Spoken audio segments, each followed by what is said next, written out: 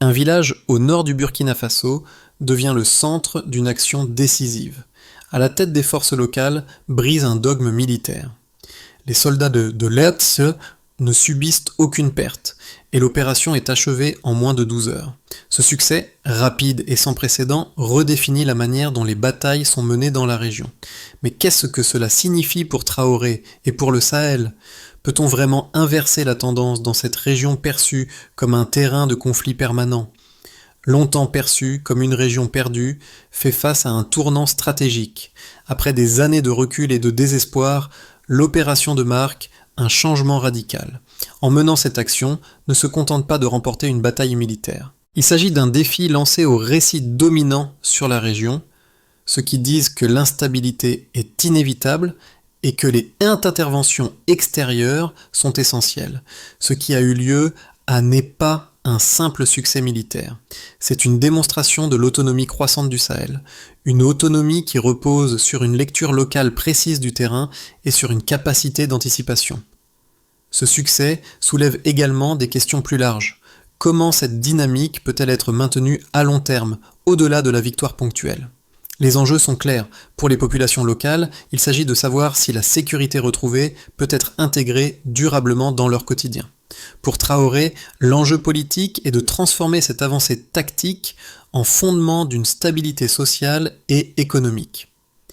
En octobre 2025, la nuit a apporté une révélation inattendue. Les informations en apparence insignifiantes, interceptées en moins de 2 heures, annonçaient une menace imminente. Mais ce qui semblait être une menace ordinaire a pris un tour différent, grâce à la capacité locale de lire et d'interpréter le terrain.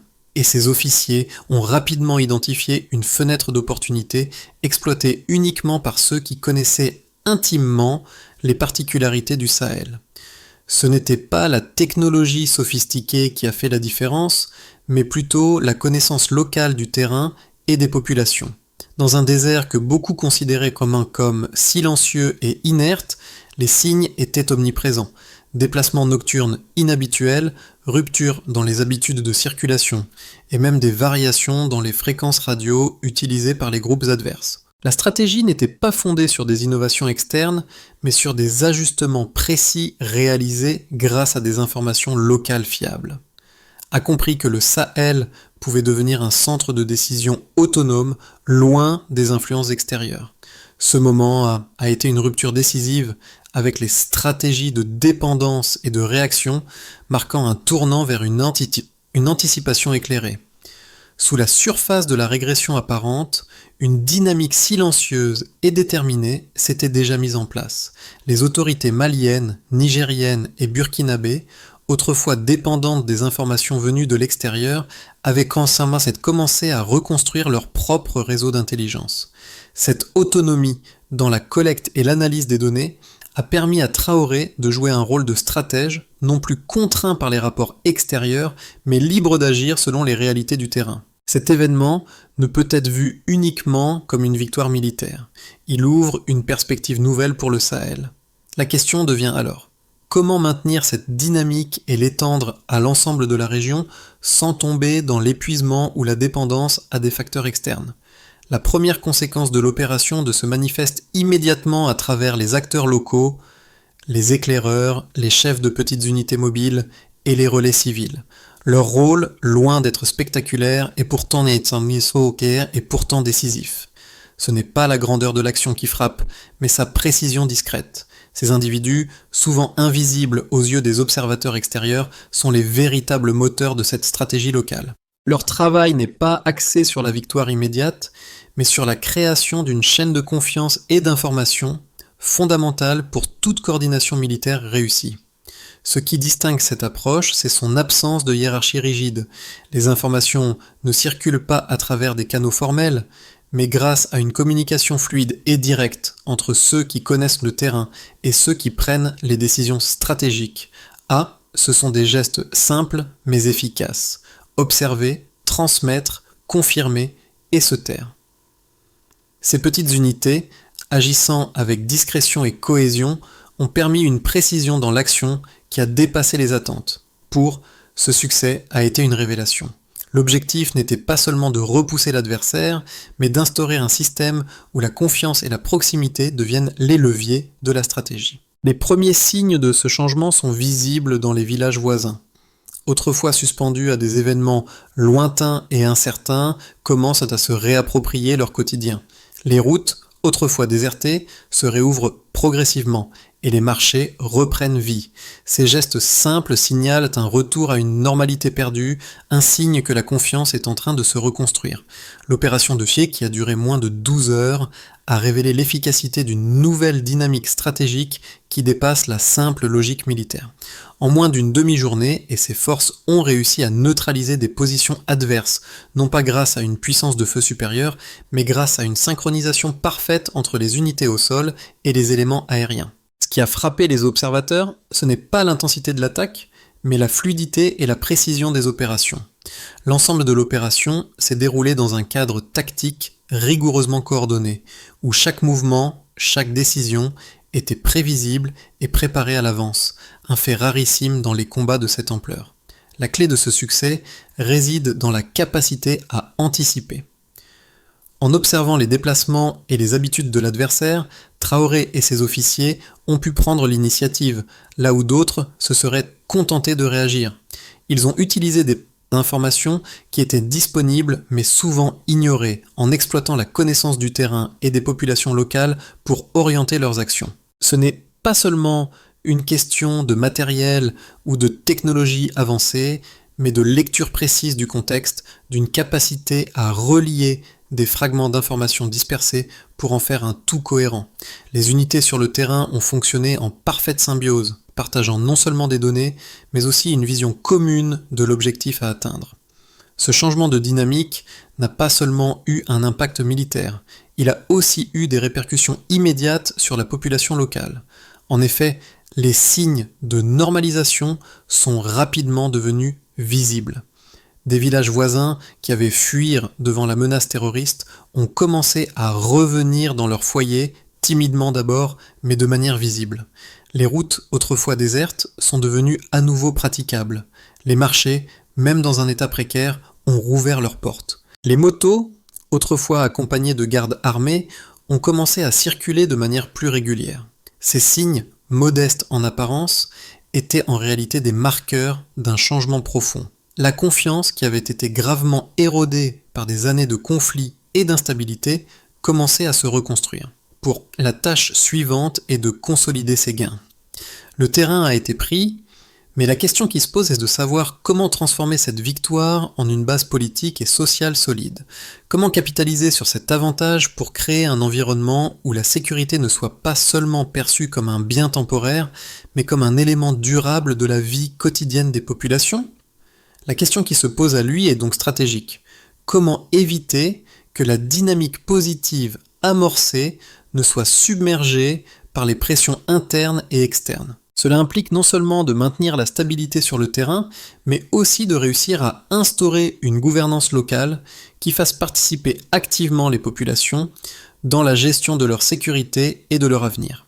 Le défi de Traoré est donc double.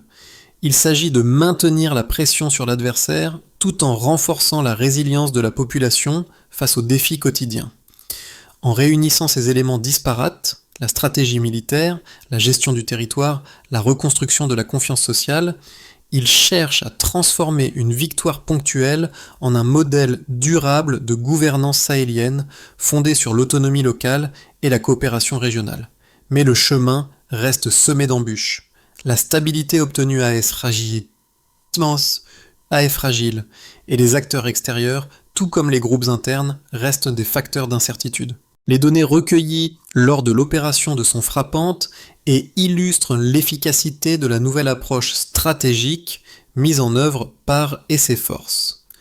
En moins de 12 heures, une série de résultats tangibles a été obtenue, chacun de ces indicateurs soulignant l'efficacité du plan. Tout d'abord, l'absence de pertes cotées pendant l'opération a été un exploit en soi. Cela démontre non seulement la préparation minutieuse, mais aussi la capacité à anticiper et à prendre l'initiative dans un environnement hostile.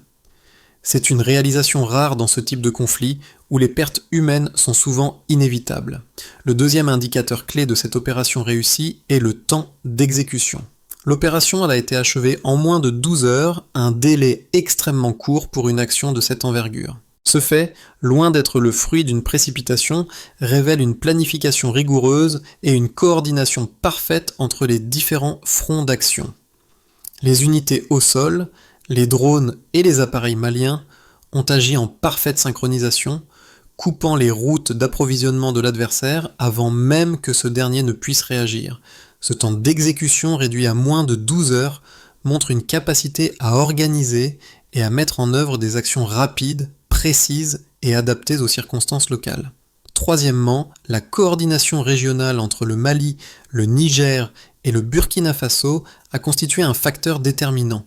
Les trois pays ont réussi à coordonner leurs actions sans aide extérieure, un fait notable dans une région où les opérations conjointes entre pays voisins ont souvent été entravées par des rivalités internes. La coopération trilatérale a permis de maximiser l'impact de chaque action militaire, et la manière dont les informations ont circulé entre les différents centres de commandement montre une fluidité et une efficacité rarement vues dans des contextes aussi complexes. Les preuves tangibles de la réussite de l'opération se reflètent également dans les données recueillies par les drones artisanaux. Ces derniers ont joué un rôle essentiel dans l'identification des cibles, en surveillant les mouvements ennemis, en validant la position des unités adverses et en permettant des frappes ciblées. Les drones, bien que rudimentaires, ont fait preuve d'une grande efficacité dans leur rôle de renseignement, permettant de minimiser les risques pour les troupes tout en maximisant l'impact des frappes. Les images recueillies ont permis de suivre l'évolution des positions ennemies et ont fourni des informations critiques sur la fragmentation des lignes de communication adverses.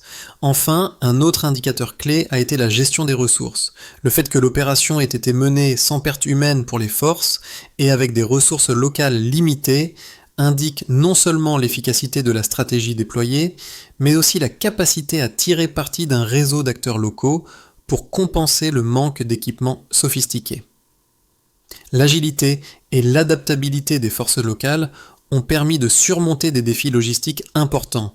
Ces résultats quantifiés montrent non seulement l'efficacité de l'opération, mais également le potentiel de la stratégie sahélienne pour rivaliser avec des modèles extérieurs de combat. Les données recueillies et leur interprétation rapide et précise ont ouvert une nouvelle voie pour la gouvernance et la sécurité dans la région. Dans l'analyse de l'opération 2, deux arguments opposés sont souvent présentés.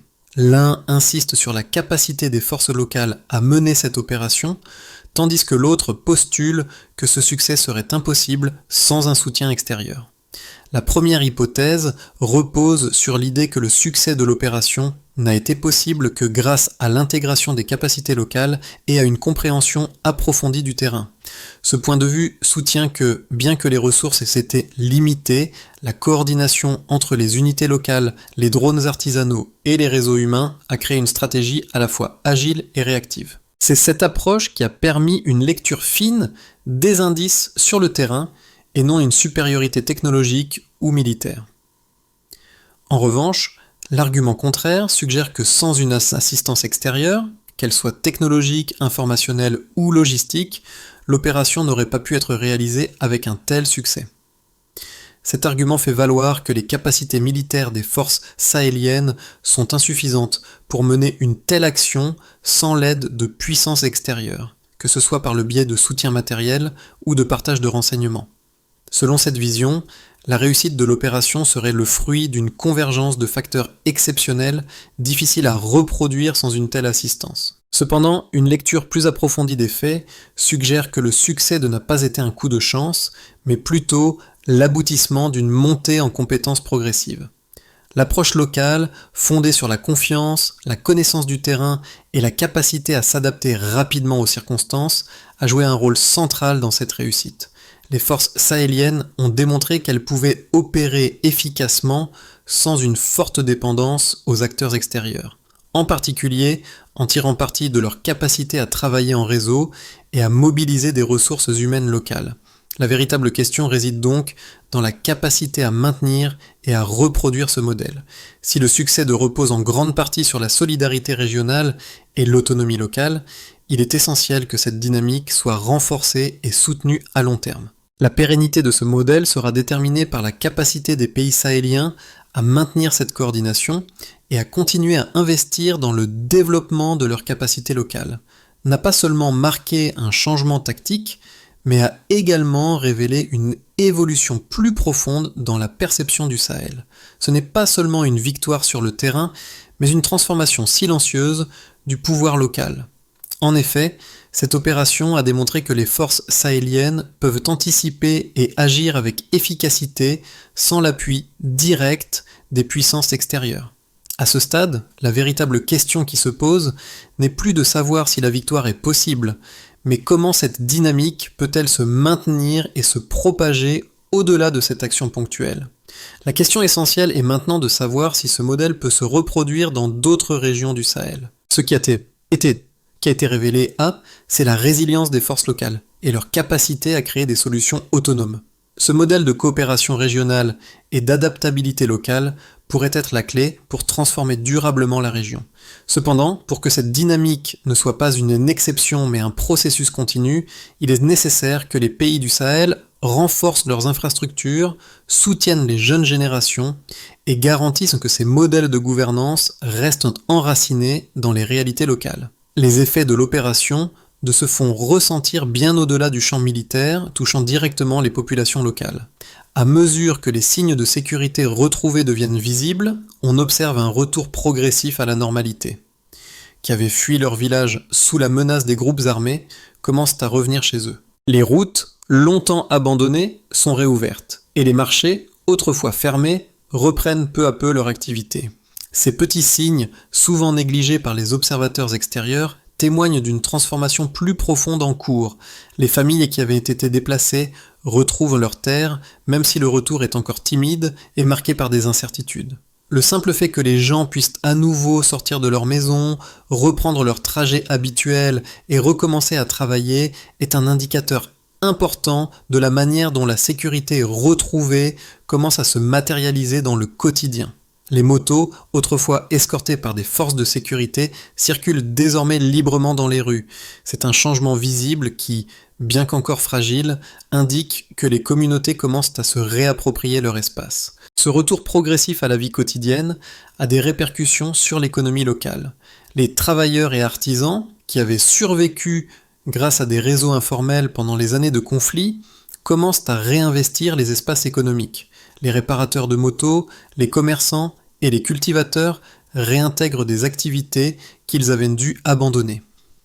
Cela redonne aux habitants un sentiment de dignité et de stabilité, important pour maintenir la cohésion sociale. Mais les effets de cette dynamique ne se limitent pas aux aspects économiques. La confiance, érodée par des années de violence et de terreur, commence à se reconstruire lentement. Les villages voisins voient leurs habitants commencer à reprendre des gestes quotidiens, comme l'approvisionnement en eau ou l'ouverture des petits commerces. Ce retour à la normalité est essentiel car il marque le début d'une résilience collective. L'impact de cette victoire dépasse les frontières immédiates les communautés voisines qui avaient observé avec scepticisme l'avancée de la dynamique locale, commencent elles aussi à voir l'espoir d'un changement possible. Si ces signes de rétablissement se poursuivent et se renforcent, ils pourraient devenir le fondement d'un modèle plus large de stabilité et de résilience dans toute la région du Sahel. Cependant, la pérennité de ce modèle reste encore incertaine et dépendra de la capacité à maintenir cette dynamique et à l'étendre à d'autres zones du Sahel. À l'horizon des 6 à 12 mois suivants, l'opération de Tao, plusieurs scénarios peuvent se dessiner pour la région du Sahel. Le premier est un scénario de base, où les gains réalisés après l'opération sont consolidés progressivement. Dans ce scénario, la sécurité retrouvée dans certaines zones permet aux populations de commencer à reconstruire leur vie. Les infrastructures essentielles, telles que les écoles, les dispensaires et les routes, sont progressivement rétablies, et les marchés locaux reprennent leur activité. Cependant, la situation reste fragile, et les tensions internes, comme les rivalités entre groupes locaux ou les pressions extérieures, peuvent ressurgir, ralentissant le processus de reconstruction. La coopération entre les pays du Sahel, en particulier le Mali, le Niger et le Burkina Faso, se renforce lentement mais sûrement, facilitée par des programmes de formation locaux et une meilleure coordination entre les différents acteurs. Le deuxième scénario envisage une situation plus optimiste.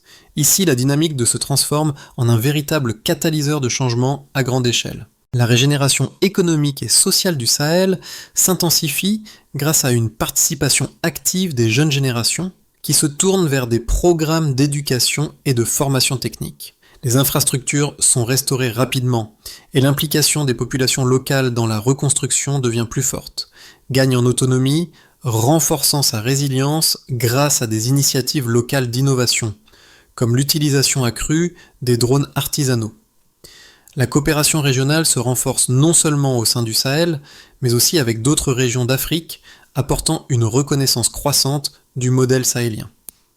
Ce scénario montre un Sahel qui, en s'appuyant sur ses propres ressources, devient un exemple d'autosuffisance et de résistance face aux ingérences extérieures. Enfin, un troisième scénario envisage une situation plus sombre, où les défis structurels du Sahel refont surface. Les tensions internes, exacerbées par des rivalités anciennes et des pressions extérieures croissantes, risquent de fragiliser les gains obtenus. Les infrastructures locales, bien qu'en voie de reconstruction, peinent à suivre le rythme des besoins croissants. Les groupes armés continuent de perturber la stabilité et les sanctions extérieures se renforcent, limitant l'accès aux ressources nécessaires. Dans ce scénario, le Sahel pourrait se retrouver dans une forme de statu quo instable, où les progrès sont fragiles et les tensions toujours présentes. Ces scénarios montrent que l'avenir du Sahel dépendra largement des choix et des actions prises à court terme, et de la manière dont les leaders régionaux et les communautés locales réussiront à maintenir la dynamique positive générée par l'opération 2. L'opération 2 a marqué une étape décisive pour les populations locales et cette dynamique de transformation est loin d'être réservée aux seuls acteurs politiques et militaires. En réalité, ce changement affecte les trois principaux groupes sociaux du Sahel, les populations locales, les travailleurs et artisans et la jeunesse sahélienne. Pour les habitants des villages, la victoire est un signal fort d'espoir. Après des années de déplacements forcés, ils voient enfin la possibilité d'un retour à une vie plus stable. Leurs expériences quotidiennes, marquées par des conflits constants et des pertes humaines, font de cette reprise un moment chargé de symbolisme. Leur retour aux terres, la réouverture des marchés et la simple reprise de leur quotidien sont des signes visibles d'une résilience retrouvée. Cette dynamique de retour à la vie normale montre que la sécurité retrouvée peut, en effet, se traduire par une amélioration tangible de leur quotidien. Pour les travailleurs et artisans, la stabilisation relative des zones reconquises offre de nouvelles perspectives. Ces groupes, souvent laissés de côté dans les analyses géopolitiques, jouent un rôle essentiel dans la reconstruction économique. Leur capacité à relancer les petites entreprises, réparer les infrastructures et reprendre leur activité est vitale pour le Sahel. En revenant à des activités essentielles comme la réparation de motos ou le commerce, ils contribuent activement à la reconstruction de la région tout en retrouvant leur dignité. Enfin, la jeunesse sahélienne, longtemps désillusionnée par les conflits et la pauvreté, se voit offrir une opportunité unique de se réapproprier son avenir. En se tournant vers des formations techniques, notamment liées aux nouvelles technologies comme les drones artisanaux, elle incarne l'espoir d'une génération qui, après des décennies de lutte, commence à voir un avenir autonome et prospère. Pour que la dynamique initiée par perdure et se renforce, il est impératif de mettre en place un plan d'action concret qui touche à la fois la sécurité, l'économie et l'éducation. La première priorité est de sécuriser durablement les zones récemment libérées. Cela passe par la mise en place de patrouilles locales régulières et l'élargissement des réseaux de renseignement communautaires, en impliquant les populations dans la détection des menaces. Une surveillance accrue grâce à l'utilisation de technologies locales, comme les drones artisanaux, pourrait renforcer cette capacité de vigilance, rendant chaque communauté plus autonome dans la gestion de sa sécurité. L'objectif est de créer un environnement où la stabilité est maintenue non par une présence militaire extérieure, mais par la coopération locale. Ensuite, la relance des services essentiels est une étape clé. La réouverture des écoles et des centres de santé est indispensable pour restaurer la confiance des populations et redonner un sens de normalité. Les services de base, comme l'approvisionnement en et eau et la gestion des déchets, doivent également être rétablis afin de garantir des conditions de vie décentes.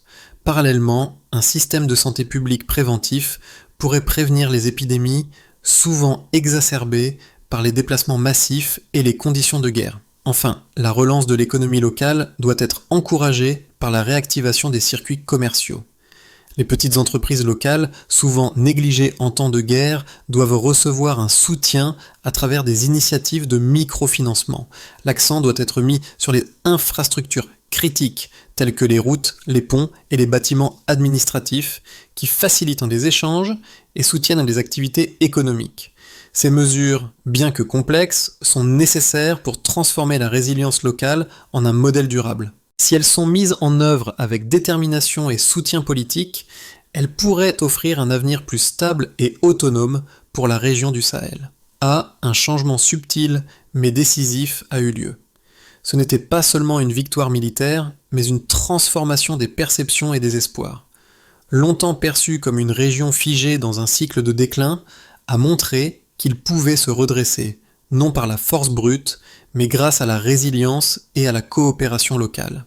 Les premiers signes de ce renouveau sont là. Les habitants qui reviennent, les marchés qui rouvrent, les enfants qui reprennent leur jeu dans les rues. Ce retour à une vie quotidienne plus normale n'est pas seulement un signe de sécurité, mais un symbole d'une région qui se réapproprie son destin. Ce moment a révélé une vérité essentielle. Le pouvoir ne vient pas seulement des grandes puissances extérieures, mais des gens qui connaissent, vivent et respirent le territoire. La véritable force du Sahel réside dans ces communautés locales qui, malgré des années de conflits, ont su préserver leur capacité à se relever. En observant ces signes de changement, comprend qu'il ne s'agit pas seulement de défendre des positions géographiques, mais de reconstruire une identité partagée, a pris le contrôle de son destin et avec lui un futur renouvelé. À travers son expérience récente, a montré qu'un changement durable est possible, même face aux défis les plus intimidants. Cette région, longtemps perçue comme un espace de conflits sans fin, s'affirme désormais comme un modèle de résilience et d'autosuffisance. Et les travailleurs, les jeunes générations, tous jouent un rôle essentiel dans cette transformation. Mais pour que ce changement soit pérenne, l'implication de chacun est cruciale. Il est temps pour nous tous de soutenir cette dynamique. Si vous croyez qu'un avenir autonome et pacifique est possible pour le Sahel, il est impératif de rejoindre ce mouvement. En apportant votre soutien, que ce soit par des initiatives locales, des actions de solidarité ou en partageant cette histoire, nous pouvons ensemble contribuer à écrire un chapitre plus stable et plus prospère pour cette région. N'est plus un espace de résignation, mais un terrain d'espoir et de possibilités. Et vous, ce que pouvez-vous faire pour participer à ce changement ? Rejoignez ce mouvement, faites entendre votre voix et ensemble, façonnons un avenir commun. Merci de faire partie de ce voyage.